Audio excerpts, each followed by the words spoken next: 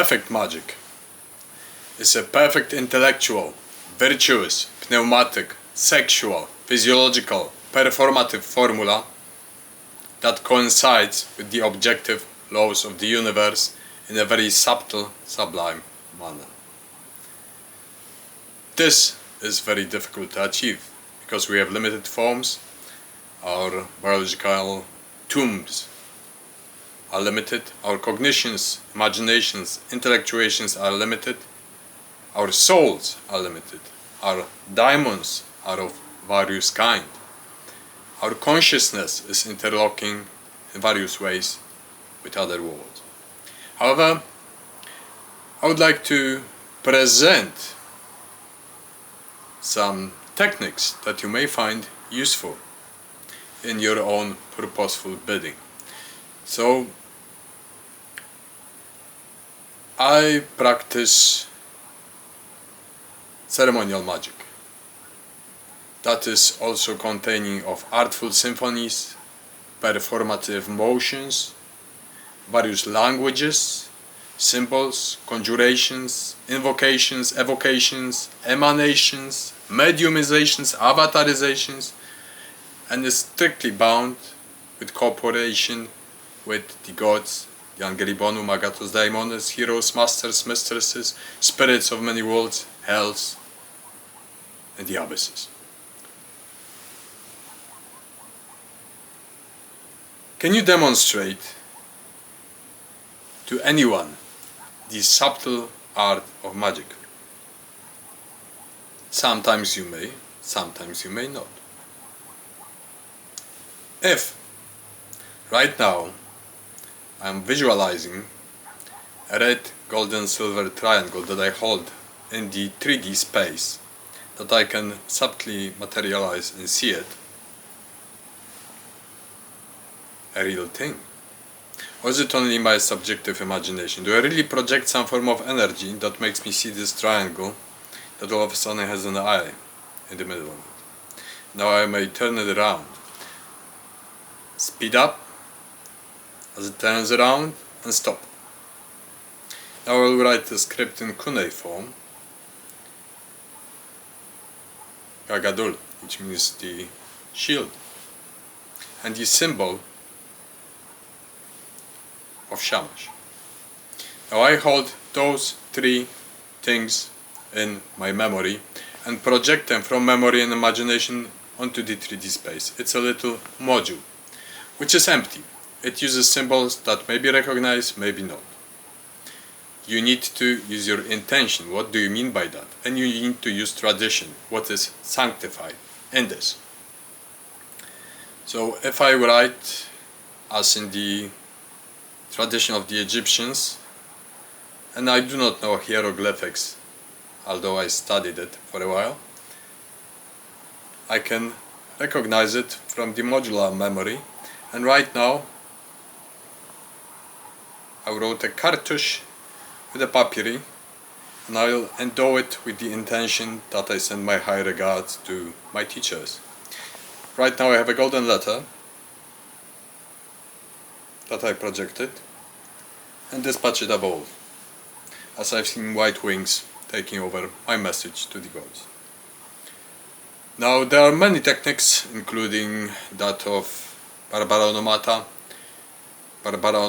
or the unknown languages.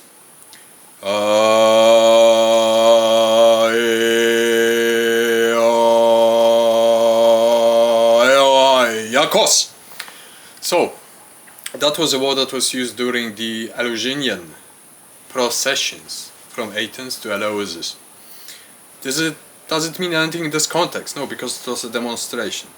Now when we move into the sacred space, the ritual space, everything is serious. Why is it serious? Because if we are committed and serious to our work, it is honest, profound and honest. And then we begin our work in pure sincerity, honesty, sacrality of it. Now, these demonstrations, they were profane. They were just an example of something. We may use our voice, the Salaen dances. We may try to cooperate with the intelligences of the spheres of the planets. when Mars is up, or right now Saturn in retrograde is up above the sky, night sky.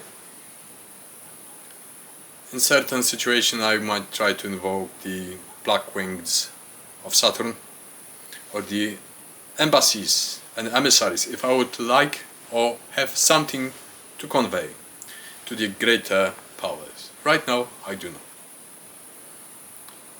Now, everything you introject into your mind, into your senses, and I've done a lecture about it, contributes to your aesthetics, your mind frame, your intellectuation of the whole situation. And a magician is just a civilized shaman, nothing else.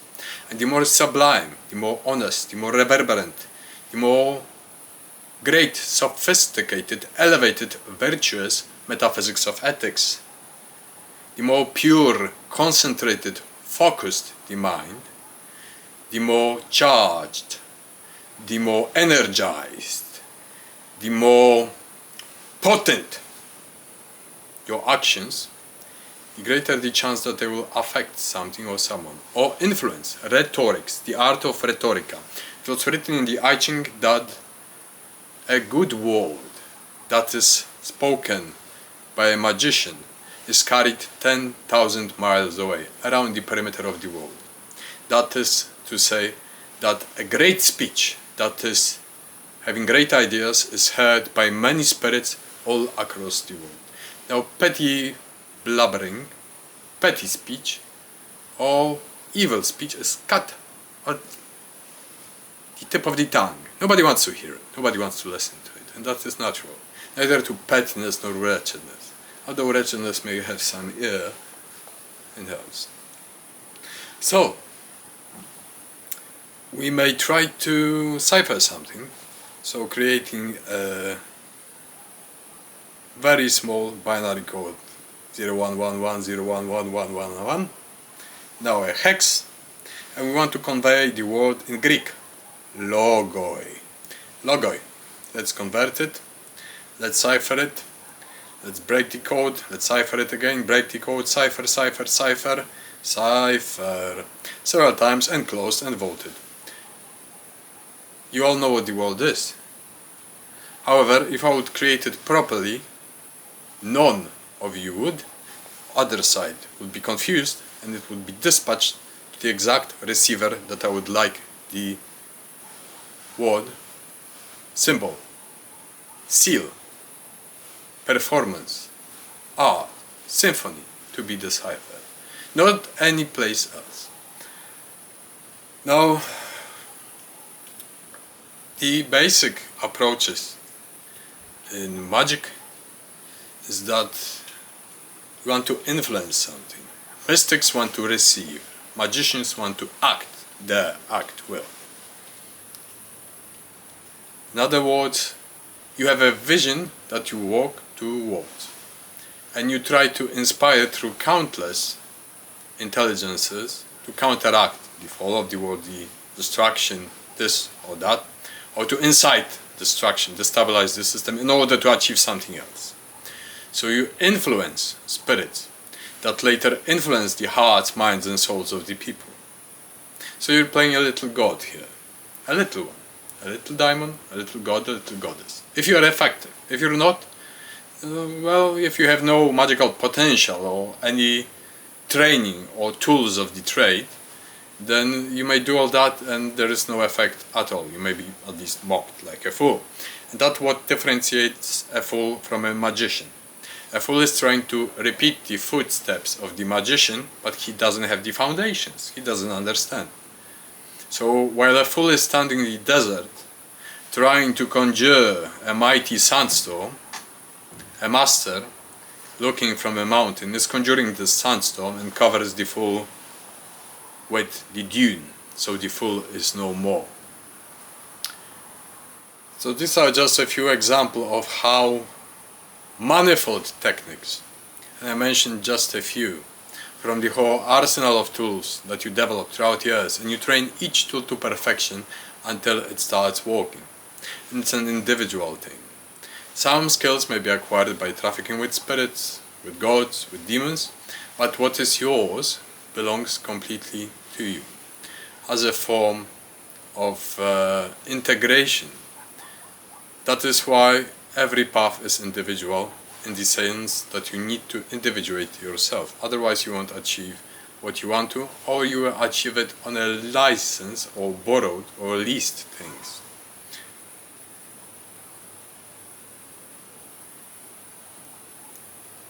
And in this modular approach to the subtle art, philosophy of magic, when you gather many tools, you have many modules that you may use according to the need and necessity.